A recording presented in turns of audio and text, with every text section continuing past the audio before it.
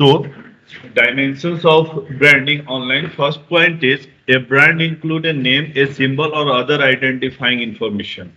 सबसे important point जो है किसी भी बिजनेस का वो यही है।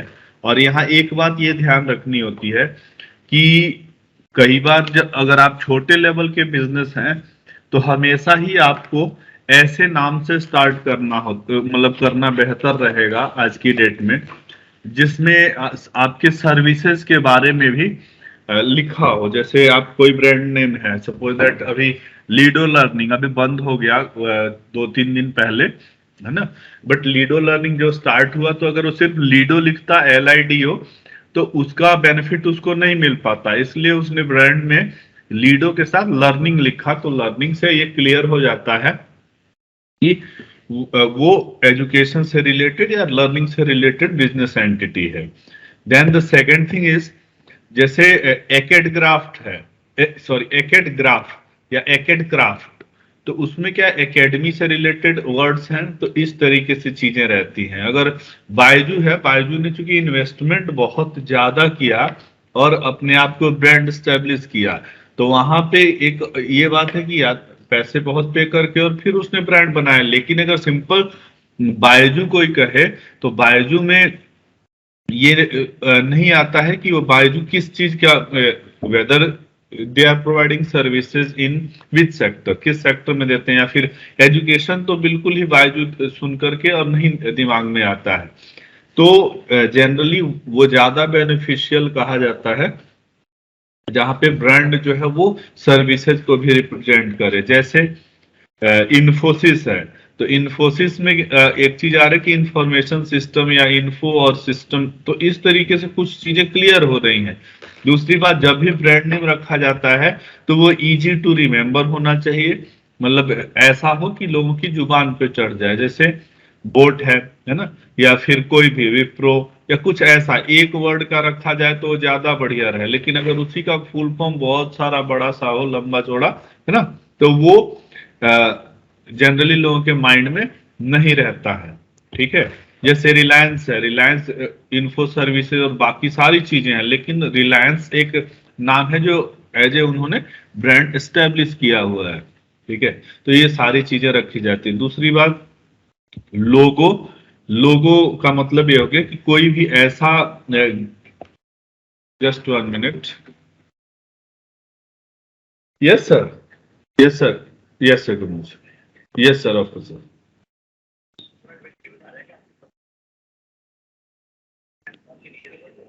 अच्छा सर, अभी एक क्लास ले रहा था मैं। हाँ ऑन, नहीं ऑनलाइन ही हूं मैं, बट क्लास में। Definitely sir, sure sure sure sure. तो अब वहां लोगो क्या है, ऐसा पिक्चर या ऐसा सिंबल जिसको देखते ही उस पूरे जितने जो ब्रांड लेवल है, जो सर्विसेज प्रोवाइड करे, सब कुछ एक सेकंड में माइंड में लोगों के आ जाए। जैसे कोई भी पिक्चर आप देखते हैं, रिलायंस का एक सिंबल बस हो तो वहां से आपको पता लग जाता है, वोडाफोन का सिंबल, आइडिया का सिंबल, है ना। तो कई बार उसमें लोगो में नाम इंक्लूड किया जाता है ब्रांड का, जैसे एयरटेल है, वहां पे एयरटेल लिखा हुआ है। कई बार सिंबल सिर्फ जो रहते हैं लोगो में यूज कर लिए जाते हैं। ठीक है, इवन की अगर एबीएस की ही बात करें तो एबीएस में नाम इंक्लूड किया हुआ है, लेकिन बहुत सारे इंस्टीट्यूशन ऐसे मिलेंगे आपको जहां पे नाम नहीं यूज करके भी और आपको पता लग जाएगा कि हाँ ये सिंबल किस तरीके का है। ठीक है, next, when brand is registered with an any patent office it becomes trademark। अब दो बातें, पहले तो अगर आप छोटी एंटिटी है तो मार्केट में आने के लिए आप जस्ट एंटर कर सकते हैं नाम के साथ और एक लोगो बना करके। लेकिन जब इसको बड़े लेवल पे आप लेके जा रहे हो तो वहां पे पेटेंट कराना या फिर ट्रेडमार्क कराना बहुत ही जरूरी हो जाता है। वो इसलिए जरूरी हो जाता है क्योंकि आप ऐसा नहीं हो कि आप आज कोई ब्रांड एस्टेब्लिश कर रहे हैं और वो इन फ्यूचर कोई और इंडस्ट्री है या कोई और, सर का ये cabin, he is in class. So brand establish आप करते हैं और उसके बाद से अगर कोई उसी ब्रांड नेम को अपना कॉपीराइट करा लेता है या फिर सिंबल्स को कॉपीराइट करा लेता है तो आप लीगल पचड़ों में फंस जाते हैं। And then the main issue is that आपका जो भी मेहनत है वो दूसरी जो कंपनी जो उस सिंबल या उस ब्रांड नेम को एक्वायर कर लेती है लीगली, तो फिर वहां आपसे वो क्लेम कर सकती है कि या तो ये सारे बिजनेस हमें दे दो, है ना, सब मर्ज करने के लिए कहेगी, या फिर अलग अलग तरीके से आपके जो भी, अगर आप ट्रेडमार्क नहीं है उसका जो भी आपकी कंपनी है, तो वहां पे वो कंपनी आपको टारगेट करे कि नहीं अब आप हमें इतना पैसा दो, या फिर फाइन और ये सारी चीजें चलती रहती हैं। इसलिए कोई भी ब्रांड अगर आप स्टेब्लिश करना चाह रहे हैं, कर रहे हैं, तो जो सबसे पहली चीज है कि थोड़ा सा, जब अगर थोड़ा बहुत पैसा हो जाए जिससे आप पेटेंट फाइल कर पाते हैं, है ना, या फिर इनिशियली ही आप चाहते हैं कि आप ट्रेडमार्क और ब्रांड नेम और लोगों के पेटेंट के साथ एंटर करें मार्केट में, तो वहां पे ये चीजें स्टार्ट कर सकते हैं और वहां ट्रेडमार्क करा करके ही मार्केट में एंटर करें। Then third point is a trademark is used to distinguish goods services of one of company from other। Trademark actual में है क्या, जैसे जनरली टीएम लिखा रहता है, तो वैसे तो कोई भी आप एक्स वाई जेड कंपनी बनाए तो वो हमेशा ही ये रहता है कि सेपरेट एंटिटी रहती है, लेकिन अगर ट्रेडमार्क रहता है तो वो यूनिवर्सली सिंबल ये रह जाएगा कि हाँ ये जो प्रोडक्ट है ये इसी कंपनी का है। जैसे कोई भी महासिया दी हट्टी नाम सुना होगा, एमडीएच जिसको बोलते हैं, तो एमडीएच में क्या है कि एमडीएच नाम कोई भी रख सकता है, महेश दी हट्टी या महेश दाल मार्केट या कुछ एक्स वाई जेड जिसका सिंबल एमडीएच हो, लेकिन एमडीएच को उन लोगों ने ट्रेडमार्क करा है कि ये कोई और पर्सन इसको नहीं यूज कर सकता है। अगर कोई और रखता है मान लीजिए एमडीएच और उसका शॉर्ट फॉर्म करके, तो फिर वहां पे दिक्कत ये हो जाएगी कि अगर एमडीएच चाहे तो क्लेम कर सकता है और क्लेम करने के बाद से उनसे पैसे की मांग कर सकता है या फिर उनको कोर्ट में घसीट सकता है। तो ये चीजें भी रहती है कि ट्रेडमार्क हमेशा ही यूनिकनेस प्रोवाइड करता है किसी भी कंपनी को, किसी भी ऑर्गेनाइजेशन को, इन टर्म्स ऑफ गुड्स और सर्विसेज। देन अब ब्रांड में और क्या क्या चीजें इंक्लूड होती हैं। First, a promise to customer, कि कस्टमर को एक अच्छी चीज देंगे। कोई भी ब्रांड अगर नाम सुनते ही कस्टमर के माइंड में दो तीन बातें आती हैं। पहला कि ये ब्रांड जो है वो स्टेब्लिश ब्रांड है और फेथफुल ब्रांड है। अगर जो भी ब्रांड फेथ नहीं क्रिएट कर पाता है तो लोगों के माइंड में बहुत सारी बातें चलती रहती हैं। जैसे बीच में एयरसेल और बाकी चीजें आई, मतलब काफी दिन तक चलती रही, लेकिन वो जैसे ही आप आता है, या आज की डेट में भी आप अपने आसपास देखते हो तो बहुत सारे नाम ऐसे होंगे जिनका नाम लेते नहीं आ रहे तो बहुत बेकार है। जैसे अभी ऑनलाइन ई कॉमर्स प्लेटफॉर्म ही देखते हैं तो फ्लिपकार्ट, अमेजन, ये तो ज्यादा फेमिलियर, लेकिन और जैसे शॉपसी या कुछ शॉपी या इस टाइप के आते हैं, है ना। इवन की आप अगर डिलीवरी पार्टनर्स भी देखते हैं तो कई बार ई कॉम या फिर और होते हैं, तो उनको देखते ही माइंड में आता है यार इसकी सर्विस बहुत अच्छी है और दूसरे की सर्विस क्या है वो बहुत बेकार है। तो ये जो चीज है यही मेंशन करता है प्रॉमिस टू कस्टमर में, कि जो कस्टमर जिसके लिए आपको यूज कर रहा है, आपके प्रोडक्ट को या आपके सर्विसेज को यूज कर रहा है, उसमें आप कितना ज्यादा रिलायबल तरीके से और फेथफुल तरीके से कस्टमर को सर्विस दे पाते हैं। तो ये भी ब्रांड में ही इंक्लूड होता है। जब भी आप ब्रांडिंग करने जाते हैं तो जब तक आप कस्टमर के एक्सपेक्टेशन पे कंप्लीटली अपने प्रोमिसेस के साथ फुलफिल नहीं करते हैं, उस पे खरे नहीं उतरते हैं, तब तक आप एक ब्रांड एस्टेब्लिश नहीं कर पाते हैं। Then believes in the market's mind about what the brand delivers, है ना। यही जो मैंने बताया वही कि मार्केट के माइंड में, यानी कि बाजार जो है वो आपके बारे में क्या सोचता है एज ए ब्रांड, कि ये कौन से प्रोडक्ट डिलीवर कर। जैसे ही कोई नाम लेता है तो नाम लेते ही पता लग जाना चाहिए कि हाँ ये जो कंपनी है ये इस चीज की कंपनी है, इसकी सर्विसेज इस तरीके से है। तो एक सेकंड में आइडिया क्रिएट हो जाता है किसी भी नाम को लेते ही, वही उसकी ब्रांड वैल्यू या ब्रांड इमेज आप कह सकते हैं, है ना। Third point is innovation to the product that continues to improve on brand promise. तो हमेशा ही ब्रांड जब लेके आप जाते हैं इनिशियली या हमेशा, तो उसमें एक फेथफुल ये चीजें भी चलनी चाहिए साथ में ब्रांड के, कि मैं हमेशा ही कस्टमर को बेहतर सर्विसेज दूंगा। आज की डेट में जैसे बहुत सारी कंपनीज आई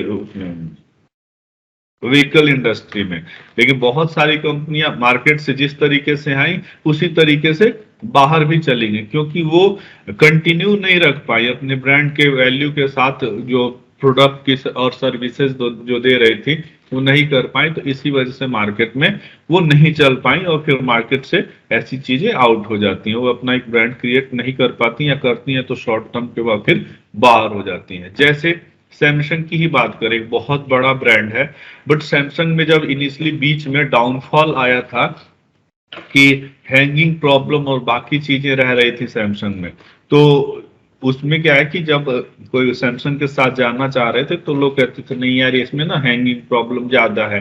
कई कंपनियों में बैटरी फट जाने का अलग अलग मोबाइल कंपनियों के प्रोडक्ट्स है जिसमें, तो उसमें क्या है कि फिर ब्रांड इमेज उनका डिस्ट्रॉय हो जाता है।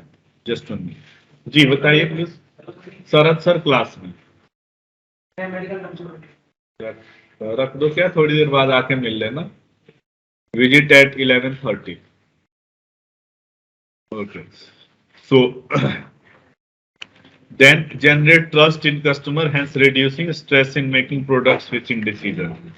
अब जैसे मान लीजिए कुछ प्रोडक्ट्स ऐसे हैं, जैसे गोदरेज है, तो गोदरेज को लेकर के बहुत लॉन्ग टर्म अगर आप देखें तो एक और चीज है यहाँ पे डिस्कस जो करना मैं जरूरी समझता हूँ, वो ये कि बहुत सारी चीजें ऐसी होती है जो अपना लॉन्ग टर्म ही बना के रखती, जैसे आज की डेट में हमारे पुराने जैसे मान लीजिए हमसे जो घर में बड़े लोग हैं, तो वो कितना भी आप रेडो की बात कर ले, कितना भी किसी की बात कर ले, लेकिन अभी भी वो लोग कहते हैं नहीं यार टाइटन बहुत बढ़िया घड़ी है, एचएमटी बढ़िया थी। एचएमटी अगर बाहर नहीं होती तो आज की डेट में भी लोग टाइटन ही लेकर के चलते। तो अभी भी कैस्टियो और फास्ट ट्रैक और तमाम चीजों के जमाने में भी बहुत सारे ऐसे लोग हैं जो कि कहते हैं कि नहीं अभी भी टाइटन जो है वो बढ़िया घड़ियां बनाता है ना। तो ऐसा क्यों है, क्योंकि उन्होंने इस तरीके से ब्रांड क्रिएट कर दिया है कि जो उसके कस्टमर हैं वो इतने लॉयल कस्टमर हैं कि वो स्विच नहीं करना चाहते किसी और ब्रांड पे।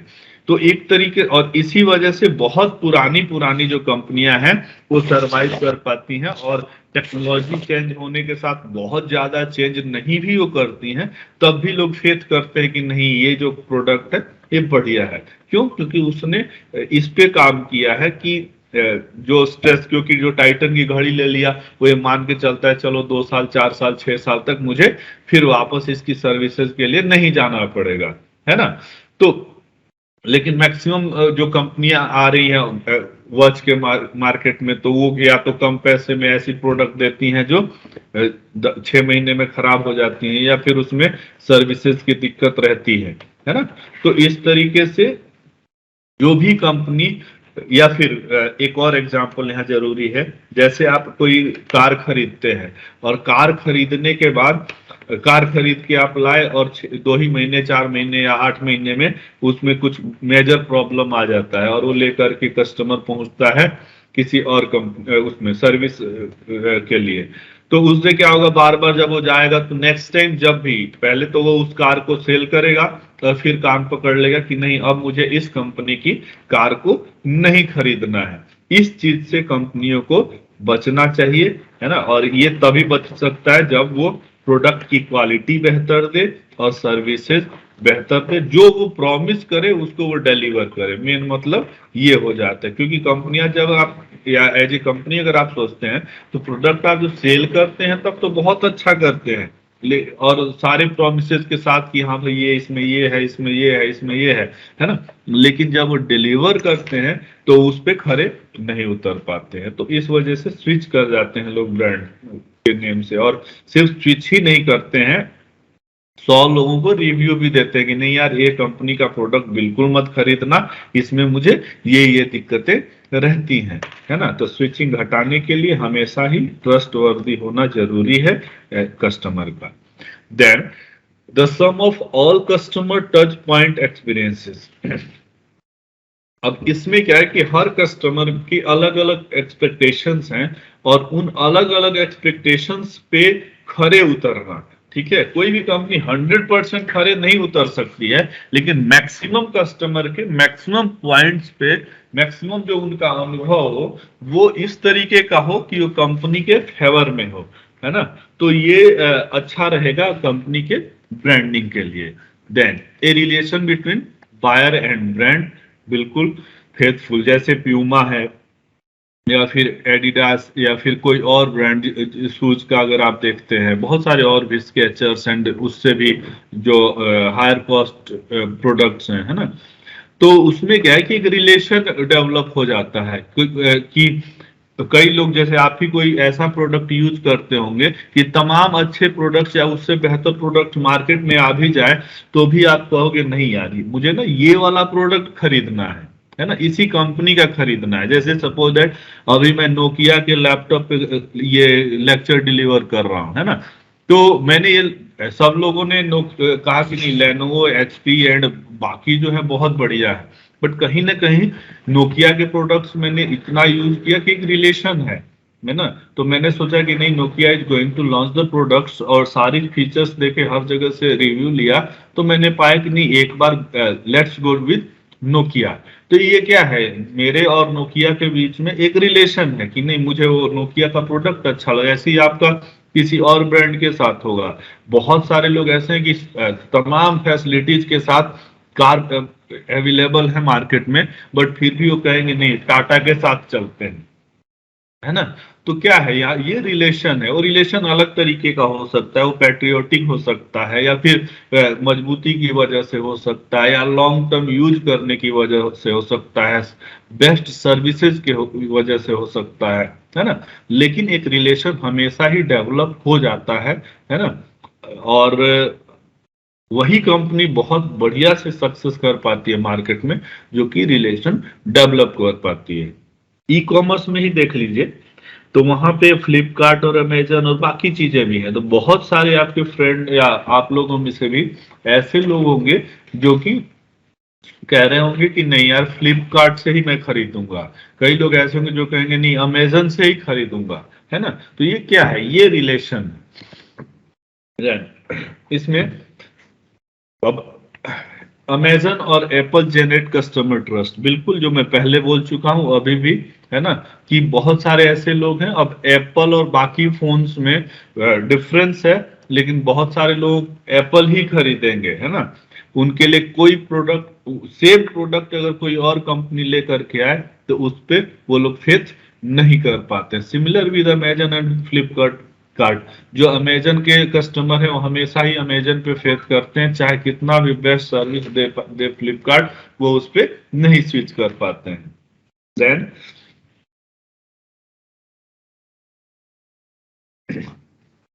ब्रांड इक्विटी, ब्रांड इक्विटी में क्या है, वैल्यू ऑफ ब्रांड।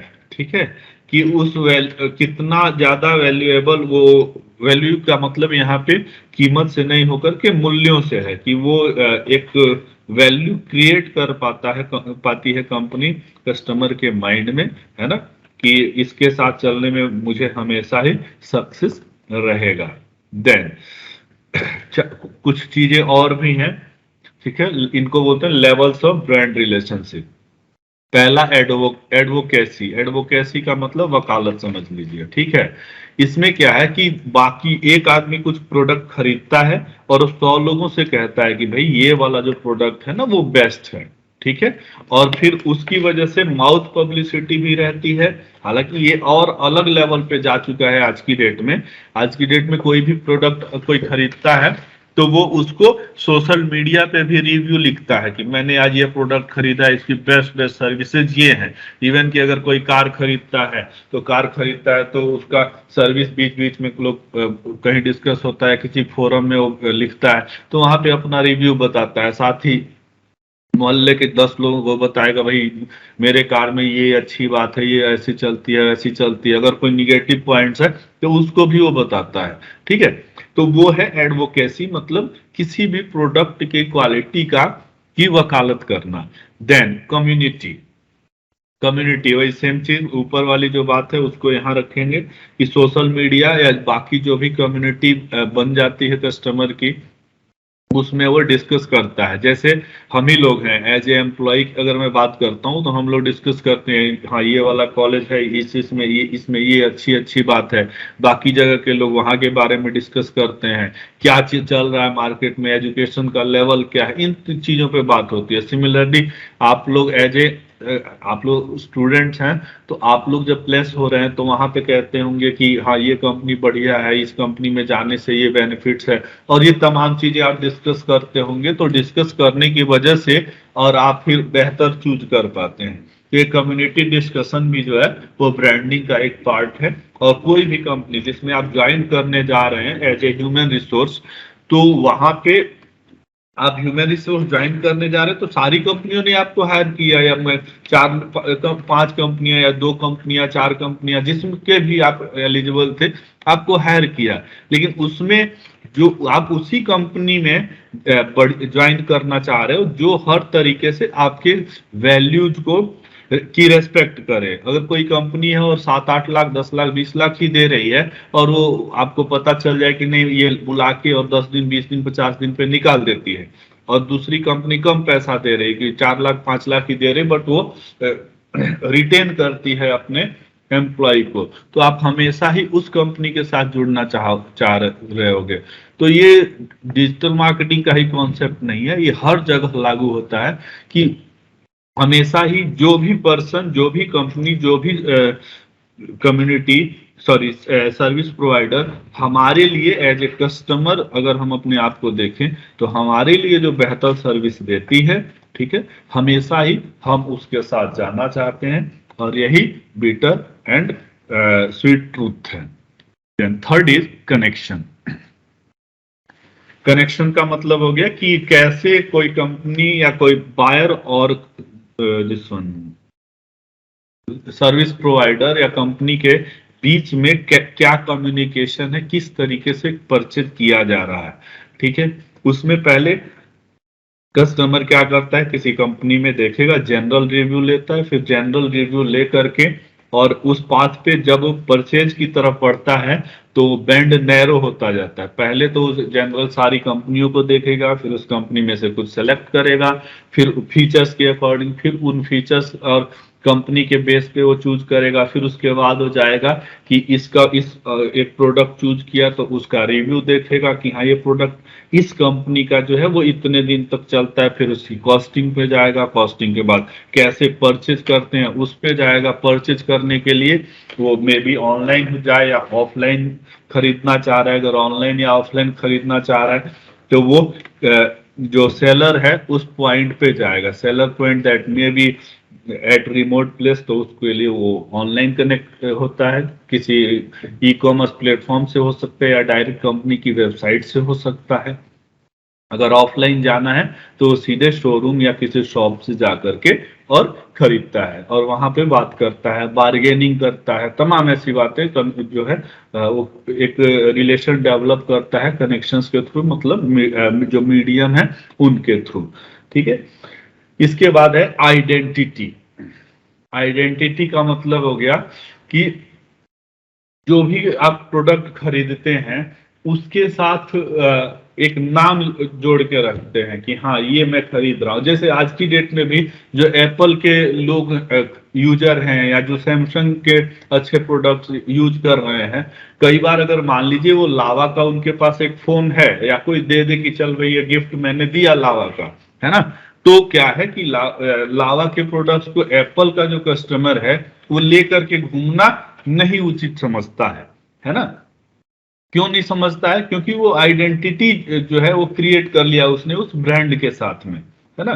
सिमिलर यही बातें लागू होती हैं जब, जैसे कई बार आपने लोगों को देखा होगा कि उनके अंदर इस कदर रहता है ब्रांडिंग का कीड़ा, एक तरीके के आइडेंटिटी का कीड़ा यू कैन से, कि वो एप्पल का फोन खरीदेंगे तो उस पर हमेशा ही, अच्छा मैक्सिमम लोगों की एक खासियत है, बाकी किसी भी ब्रांड के फोन पे वो बाकी कलरफुल और बाकी चीजें तो बैक कवर लगा सकते हैं, लेकिन अगर वो फोन एप्पल का है ना, तो कोई भी चाहे वो 15,000 से का फोन हो, चाहे 30 का, चाहे 1.5 लाख का फोन हो, वो हमेशा ही उस एप्पल को शो के ब्रांड को शो करने की कोशिश करते हैं। क्यों? क्योंकि वो अपनी आइडेंटिटी जो है उस ब्रांड के साथ जोड़ करके और तब दिखाना चाहते हैं। सिमिलरली प्यूमा के जो शूज हैं या कोई भी ब्रांड, अगर कोई प्यूमा ऐसे जूते बनाने लगे जिसपे कहीं पे लोगो नहीं लगा हो, है ना, और लोगो ना लगा हो और आपको वो प्रोडक्ट दे रहा हो, तो आप उस प्रोडक्ट के साथ नहीं जाएंगे। क्यों? क्योंकि नो डाउट प्यूमा के साथ है, बहुत रेयर में लोग जाएंगे। क्यों? क्योंकि प्यूमा का जब तक लोगो आप दिखाओगे नहीं तब तक नहीं मानते हो कि हाँ मैंने, मेरी आइडेंटिटी जो है वो इस तरीके से जुड़ी है ना। हालांकि क्लॉथिंग में ऐसा ये नहीं है, बट बहुत सारे प्रोडक्ट्स में है। क्लॉथिंग में तो आप ब्रांड अपने लिए वियर करते हो, कैरी करते हो, बट जब शूज की बात आए, मोबाइल की बात आए, वॉच की बात आए, तो वहां पे हमेशा ही आप आइडेंटिटी को कनेक्ट करके जाते हो। और इसीलिए जो कार की भी कंपनियां हैं तो वो भी ब्रांड के ही वजह से, जब भी आप किसी को देखते हो, है ना, तो वो अगर मर्सिडीज में बैठा है तो उसकी आइडेंटिटी है कि वो मर्सिडीज को अपने साथ कनेक्ट करके शो कर रहा है ना। तो ये बहुत बड़ी चीज है और ब्रांडिंग में ये बहुत इंपॉर्टेंट है कि प्राउडली आपको कैरी करे। उससे दो बेनिफिट, पहला, एक तो कस्टमर का फेथ आप पे क्रिएट हुआ, दूसरा क्या है कि दूसरे जो कस्टमर है उनके लिए वो पर्सन ब्रांड एम्बेसडर हो जाता है, जो आपके प्रोडक्ट को अपनी आइडेंटिटी मान करके दिखाता है और लेके चलता है। Then fifth point, awareness. Consumers include the brand in their list of possible purchases. कई बार क्या है कि कुछ प्रोडक्ट्स खरीदते हैं और कुछ प्रोडक्ट को लिस्ट में रखा जाता है कि जब मेरे पास प्रॉपर टाइम हो गया या मुझे जरूरत होगी तो मैं फलाने ब्रांड का या इस ब्रांड का ये प्रोडक्ट खरीदूंगा, है ना। तो ये हो गया। अच्छा, क्यों खरीदूंगा, ये अवेयरनेस का पार्ट है। तो उसमें आ जाती है बातें, सर्विस क्वालिटी, स्पेसिफिकेशंस, फीचर्स, है ना, फिर ब्रांड इमेज जो है वो तो रहेगा ही रहेगा, है ना। तो इस तरीके की सारी चीजें रहती हैं और तब आप कोई प्रोडक्ट खरीदते हो। यहाँ केस स्टडी अगर देख लें आप किसी लैपटॉप का, तो लैपटॉप तमाम पड़े हुए हैं। आप एक लैपटॉप खरीदने जाते हो तो कम से कम 50 लैपटॉप की रिव्यू लेते हो, स्पेसिफिकेशन चेक करते हो, ब्रांड्स के बारे में देखते हो, फिर उसमें से चूज करते हो कि which is the best brand and which is the faithful brand, और तब आप उसके साथ जाते हो। तो ये पार्ट कहलाता है अवेयरनेस। देन अब जो कस्टमर पॉइंट ऑफ व्यू से बेहतर और बातें हैं वो है digital user interface and user experience are key, है ना। जैसे आप कोई भी किसी भी मीडियम से अगर कस्टमर को कनेक्ट कर रहे हैं तो वहां पे वो आसानी से परचेज कर पाए, ठीक है, तभी वो खरीद पाते हैं। अगर ई कॉमर्स कंपनियां जो हैं वो इस तरीके से शो करने लगे कि पहले डिस्प्ले दिखाएं, डिस्प्ले दिखाने के बाद से कि वो प्रोडक्ट का नाम और प्रोडक्ट के नंबर्स लेकर के और फिर मेल करना हो कंपनी को, और फिर वहां पे उनको फिर एक बार पे करना हो, पे करने के बाद उसका स्क्रीनशॉट भेजना।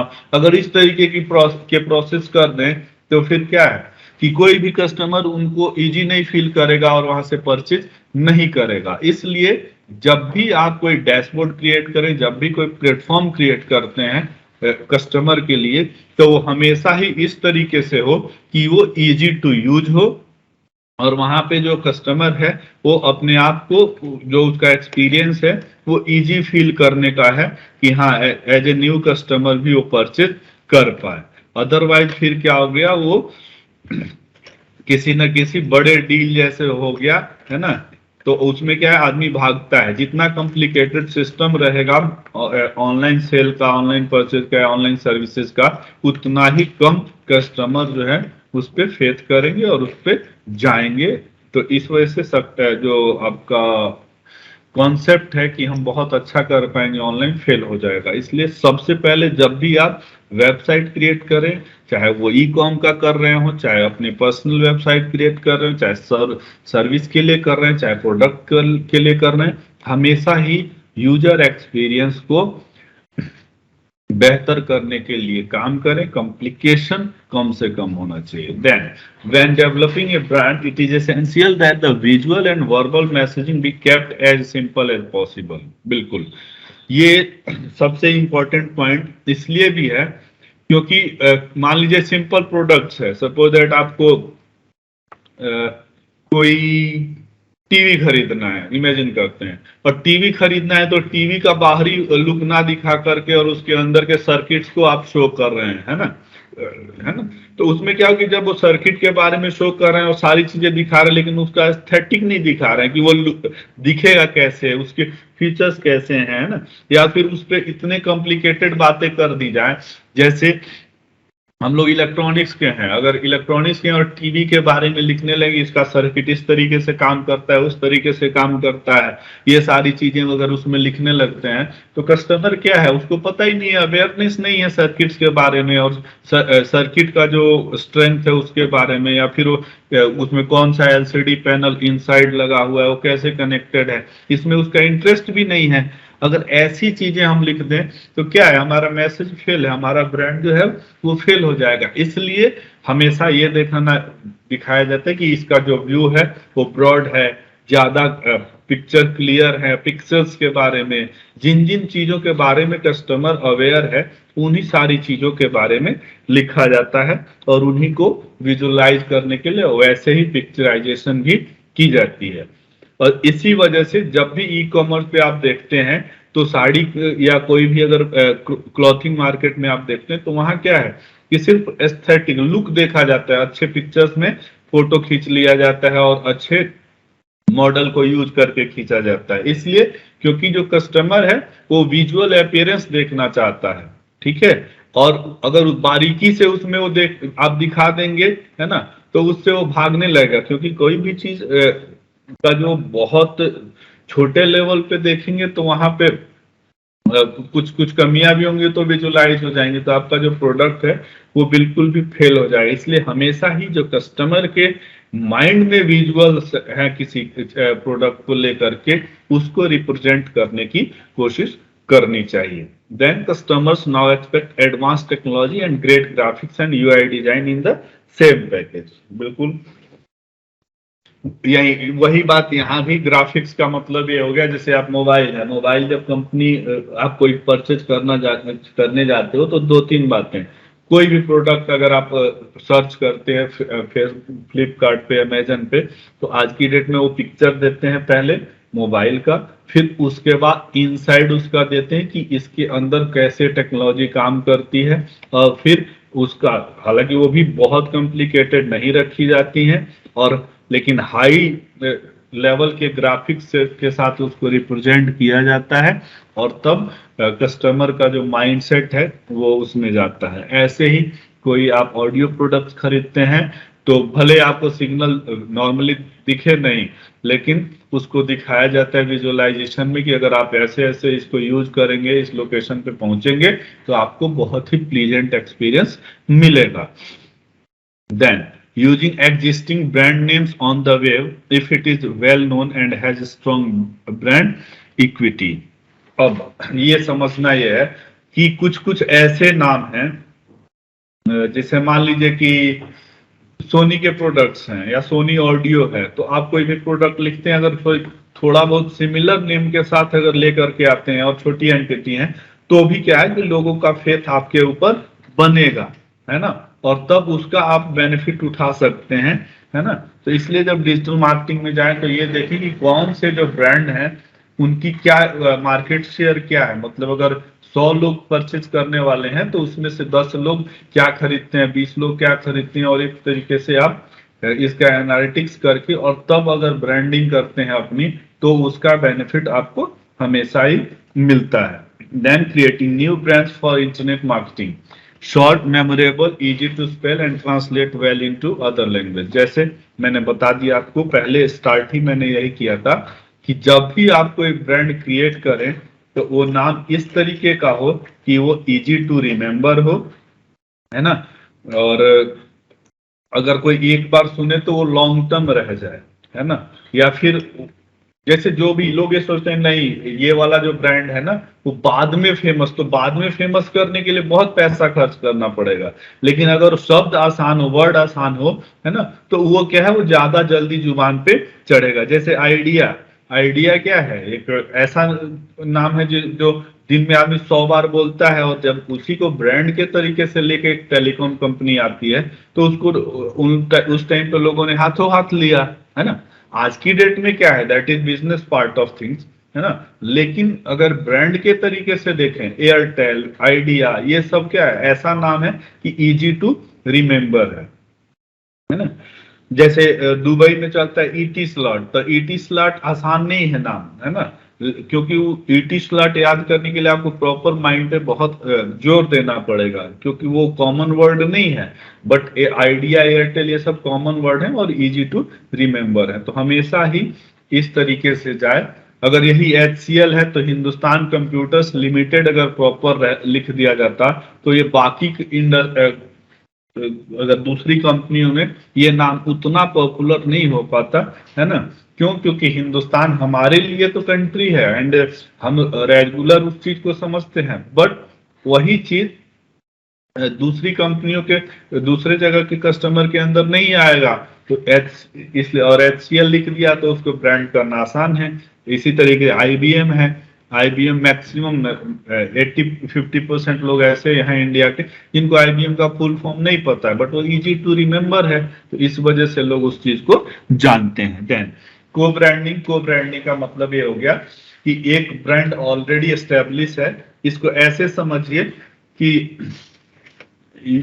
जैसे YouTube पे हम कोई स्टेब्लिश यूट्यूबर है, वो दूसरे के साथ आकर के और अलायंस करके और अपने वीडियो चैनल्स को प्रमोट करता है, तो उसी तरीके से को ब्रांडिंग नहीं है कि एक ब्रांड तो है और उसके साथ में दूसरे ब्रांड को वो प्रमोट किया जाता है। जैसे जैसे कि अभी शार्क टैंक पे एक दिन मैं देख रहा था कि एक हैमर वाला आया था, तो हैमर और बोट हैं दोनों एक ही सेगमेंट में, बट एक सेगमेंट में होने के बाद भी इस वन जो बोट का ओनर है उसने कहा कि तुम उसमें ब्रश वाले सेक्शन में चलो, है ना, जो स्मार्ट ब्रशेज हैं उस सेक्शन में चलो। तो वो क्या है, अगर दोनों एक्वायर होकर के काम करते हैं तो उसमें बेनिफिट मिलेगा दोनों को। जैसे बोट को बेनिफिट मिलेगा हैमर का, और हैमर को ही ज्यादा बेनिफिट होगा।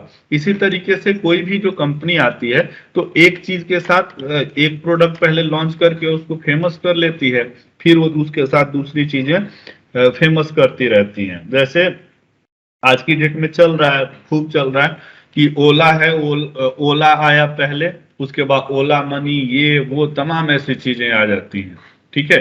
सिमिलरली एयरटेल है, एयरटेल आया, फिर एयरटेल के बाद एयरटेल पेमेंट और तमाम चीजें। इसी तरीके से अमेजन है, तो अमेजन ने भी पेमेंट और बाकी चीजें। तो क्या है कि एक ब्रांड स्टेब्लिश है और दूसरी चीज को स्टेब्लिश कर देना है ना। तो ये को ब्रांडिंग कहलाती है, ठीक है। ये प्रोडक्ट के टर्म्स में हो सकता है, सर्विसेज के टर्म्स में हो सकता है और बाकी जगह भी हो सकता है।